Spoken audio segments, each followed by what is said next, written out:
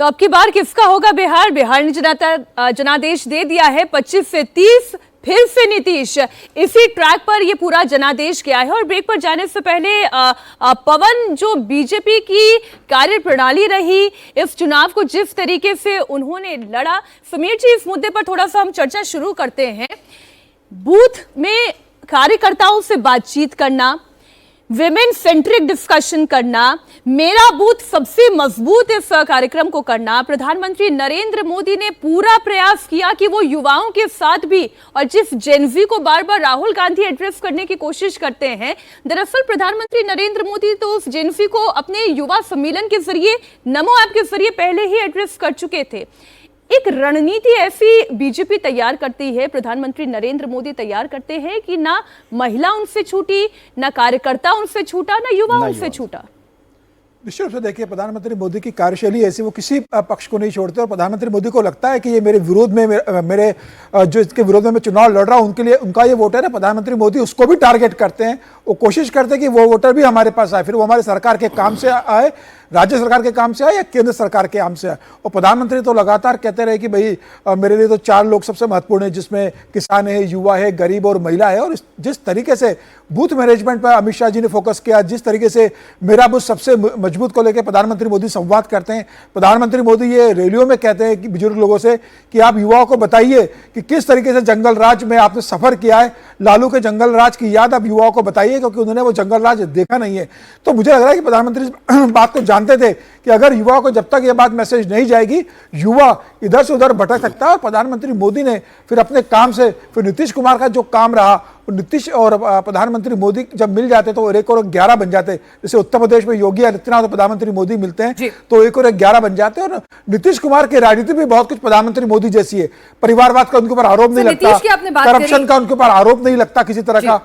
तो मुझे लगता है कि दोनों की जो जोड़ी रही है, हालांकि ठीक है बीच में नीतीश कुमार 1-2 बार आए बाए हुए, लेकिन अब नीतीश कुमार को लगा कि बिना प्रधानमंत्री मोदी को यही रहेंगे, कहीं नहीं जाएंगे। लेकिन देवेंद्र, एक चीज आपसे समझना चाहेंगे कि नीतीश की राजनीति की अगर बात करें तो नीतीश बहुत वल्नरेबल दिख रहे थे, पर्सनलाइज अटैक हो रहे थे, हेल्थ को लेकर सवाल उठ रहे थे, कमजोर, एंटी इनकम्बेंसी, तमाम तरह के सवाल थे। और एक वक्त ऐसा था, एक पैच ऐसा था जब आपको नीतीश ना मंच पे दिखते थे, ना बयानों में कहीं नजर नहीं आते थे। लोग कहते थे डिफेक्टो सरकार जहां सब चला रहे हैं।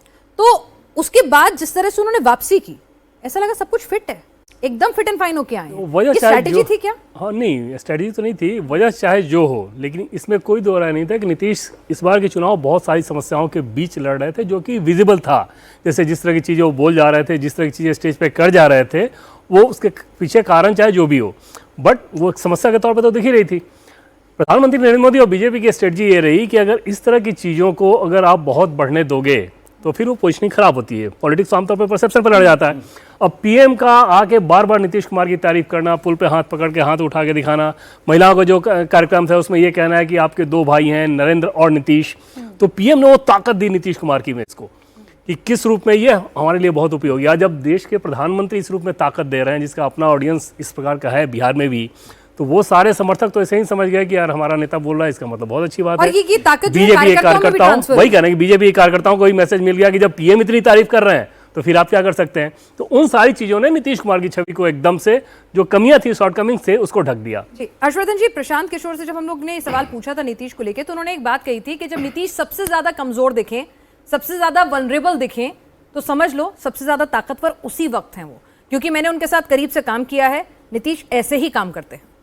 देखिए, प्रशांत किशोर नीतीश कुमार को बहुत अच्छे से जानते हैं। नीतीश कुमार ने उन्हें कैबिनेट रैंक का दर्जा दिया था और एक समय में तो ये लगने लगा था, 2 नाम जो चलते थे कि आरसीपी सिंह और प्रशांत किशोर, यही जेडीयू के अगले नेता होंगे। हालांकि संयोग देखिए कि दोनों आउट हैं, लेकिन मूल जो बात है जरा उसको समझने की जरूरत है।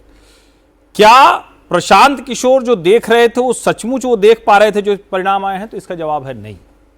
अगर वो देख पा रहे होते तो उस चुनावी मैदान में होते। नीतीश कुमार कमजोर होकर मजबूत दिखते हैं, फिल्मी डायलॉग है।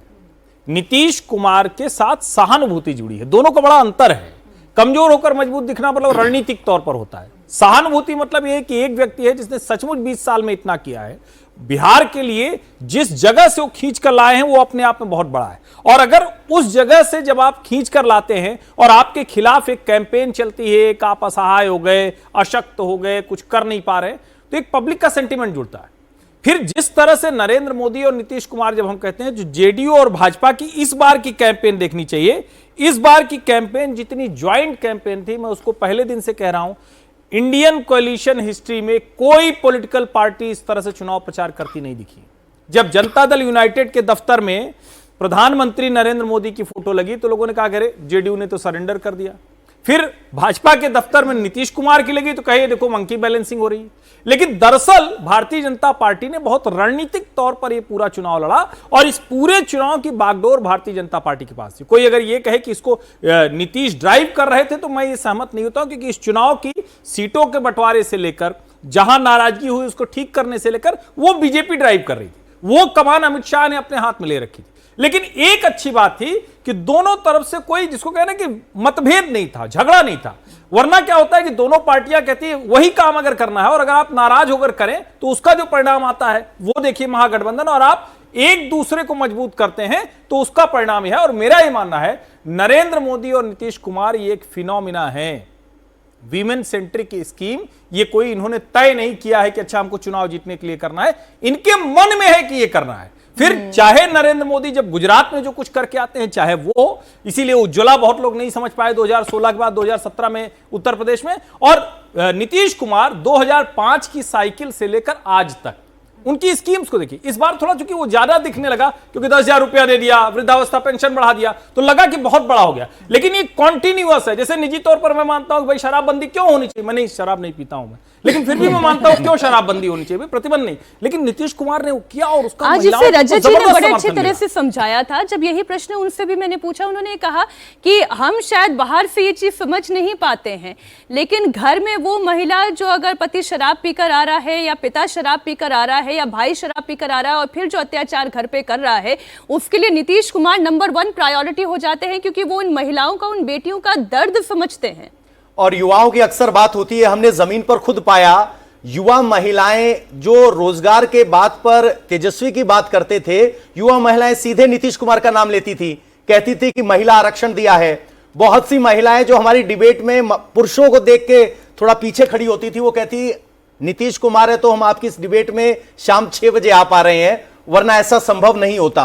तो नीतीश ने वो भरोसा जीता है महिलाओं का, और वो सिर्फ एक स्कीम वाला नहीं है। एक सीएम दीदी से हमारी मुलाकात हुई, उसने कहा अगर आप हमको इस बात पे आंक रहे हो कि हमें 10,000 मिले हैं इसलिए नीतीश को वोट दे रहे हैं, तो आप गलत आंक रहे हो। 10 ना मिले होते तो भी नीतीश को ही देते। तो ये विश्वास है जो नीतीश कुमार ने पिछले 20 साल में बनाया है। और वो सतर इस वक्त की बड़ी खबर आपको बता दें, कांग्रेस पार्टी एक पर सिमट कर रह गई है।